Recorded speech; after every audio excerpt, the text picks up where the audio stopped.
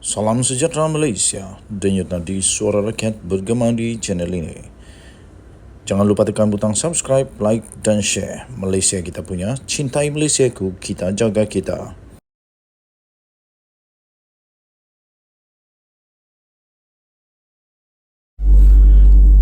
Salam sejahtera Malaysia, habislah. Denyut nadi suara rakyat bergema di channel ini. Habislah. Aduh, pening kepala. Sakitlah kepala Razi Jidin kali ini. Sakitlah kepala Razi Jidin kali ini. Adakah dia akan termakan ludah sendiri? Dulu dia pernah menafikan, viral di seluruh Malaysia, dia nafikan keterlibatan atau pengetahuan. Dia tak tahu apa-apa. Dia kata dalam kes rasuah 80 juta untuk direct negotiation untuk JCAF bernilai 80 juta ringgit Malaysia. Tapi yang terjadi sebaliknya pula. Aduh, makin menggelopok, makin banyak bukti. SPRM seakan telah terima banyak lagi bukti baru.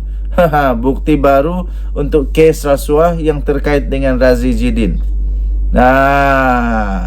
Apa cerita ni Dato' Razi Jidin? Apa cerita sampai semakin banyak pula bukti yang diterima ni.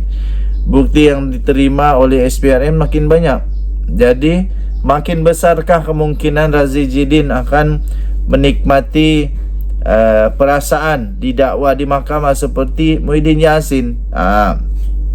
Suruhanjaya Pencegahan Rasuah Malaysia SPRM menerima pelbagai lagi bukti-bukti yang baru berhubung siasatan rasuah ke atas satu projek Kementerian Pendidikan berkaitan dengan satu projek rundingan terus percetakan buku JCAF untuk prasekolah yang membabitkan lebih daripada 80 juta ringgit Malaysia.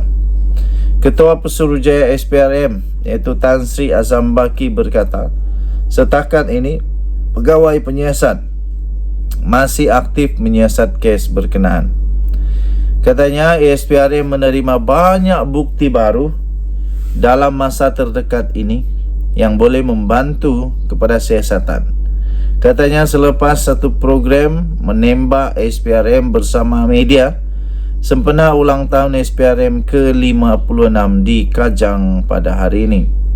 Ditanya bila bekas Menteri Pendidikan iaitu Datuk Dr. Razi Jidin akan dipanggil SPRM, Azam Baki berkata perkara itu akan diserahkan kepada pegawai penyiasat. Katanya saya tidak pasti bila Tarik Razi Jidin akan dipanggil kerana semuanya akan diserahkan kepada pegawai penyiasat, katanya. Pada minggu lalu, Timbalan Ketua Pesuruhjaya Operasi Suruhanjaya Pencegahan Rasuah Malaysia iaitu Datuk Seri Ahmad Kusairi Yahaya mengesahkan penahanan dua individu termasuk bekas setiausaha politik kepada Razi Jidin. Suspek pertama berusia dalam lingkungan 20-an yang juga bekas setiausaha politik kepada seorang bekas Menteri Kanan. Manakala suspek kedua ialah pemilik syarikat berusia lewat 50-an. Perkara itu Azam turut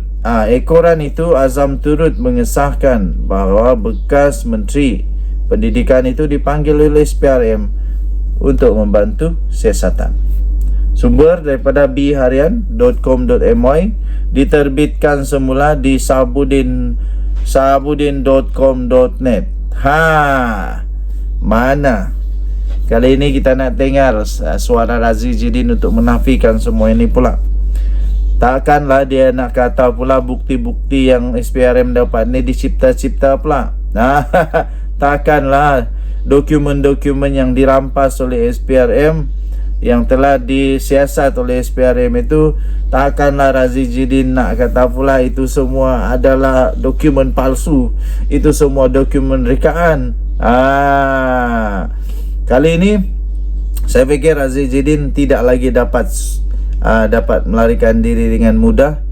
Kalau sudah ada bukti, tak lama lagi pastinya Razi Jidin juga akan berada dalam keadaan yang agak payah lah, kerana mungkin dia layak untuk didakwa di mahkamah, dia layak untuk didakwalah di mahkamah. Okey, jadi kepada semua ahli-ahli politik, terutamanya yang mempunyai kuasa, yang diberi kuasa dan amanah, jangan pandai-pandai salah guna kuasa ketika sedang berkuasa. Nanti lambat laun akhirnya tupai jatuh ke tanah juga. Menyesal sudah tidak berguna.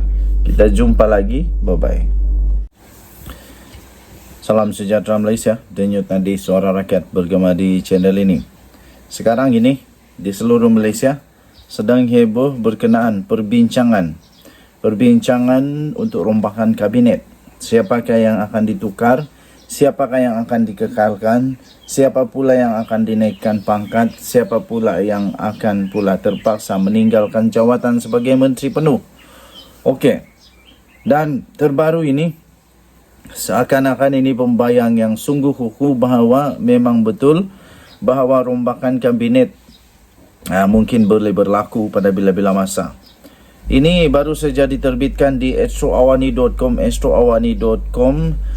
di mana mungkin bincang rombakan kabinet dengan yang di-Pertuan Agong, kata Perdana Menteri. Diterbitkan 29 September 2023. Perdana Menteri Datuk Seri Anwar Ibrahim tidak menolak kemungkinan membincangkan perombakan kabinet dalam pertemuannya dengan yang di-Pertuan Agong. Okey, baik. Persoalan paling utama ialah siapakah menteri yang sepatutnya ditukarkan. Adakah Rafizi Ramli tiba-tiba akan berubah portfolionya daripada Menteri Ekonomi kepada satu tempat yang lain? Atau mungkinkah kita akan melihat tiba-tiba dalam rombakan kabinet ini tercipta satu lagi sejarah di mana tiba-tiba daripada 2 timbalan Perdana Menteri kepada 3 orang timbalan Perdana Menteri. Adakah juga adanya kementerian yang baru ataupun menteri yang baru akan dilantik? Maksudnya ialah ada jabatan barukah atau kementerian barukah yang akan dilantik? Adakah kita akan melihat Zahid Hamidi mungkin akan ditukar? Ataupun mungkinkah Mak Sabu pula akan ditukar? Memandangkan Mak Sabu sekarang ini kena hentam teruk berkenaan dengan keadaan negara sekarang yang kekurangan beras, kekurangan gula, kekurangan apa lagi, minyak masak lah. Itulah yang selalu dorang hentam dia. Tapi bukan senang untuk kawal semua ini. Dan saya fikir Mak Sabu sudah melakukan tugas dia dengan baik. Jadi dan jauh lebih baik daripada mana-mana menteri yang sebelumnya. Jadi saya fikir dia tidak patut untuk dihentam sangat. Ataupun adakah kita akan melihat muka-muka lama di dalam UMNO akan masuk dalam kabinet? Adakah kita akan melihat akan ada ramai lagi senator yang akan dilantik di dalam kabinet? Tuan-tuan dan puan yang dihormati sekalian, mungkin anda boleh komen siapakah pada pendapat anda yang patut untuk ditukar dan siapakah pada pendapat anda yang patut untuk dinaikkan pangkat atau patut untuk ditukar. Adakah patut atau tidak? Dan mari kita melihat bersama-sama, adakah kali ini komposisi di dalam kabinet akan lebih ramai wanita lagi ataupun semakin sedikit? Bagaimana pula dengan wakil-wakil daripada DAP? Akankah bertambah banyak lagi? Kerana memang setakat ini komposisi dalam kerajaan DAP agak sedikit, tapi adakah selepas ini mereka akan menjadi lebih banyak? Saya rasa ada beberapa muka yang dalam DAP yang sesuai untuk menjadi menteri, sesuai untuk dinaikkan menjadi menteri, menukarkan yang ada sekarang ini. Okey.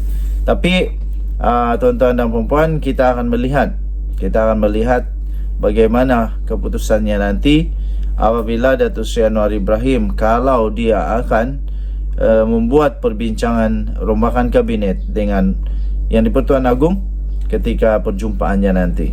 Kita harap-harap yang terbaik untuk negara Malaysia. Kita harapkan perbincangan atau penilaian atau keputusan yang akan diberikan oleh Perdana Menteri Datuk Seri Anwar Ibrahim adalah yang terbaik. Denyut Nadi Suara Rakyat bergema di channel ini. Jangan lupa tekan butang subscribe, like dan share. Malaysia kita punya, cinta Malaysia ku, kita jaga kita. Bye-bye.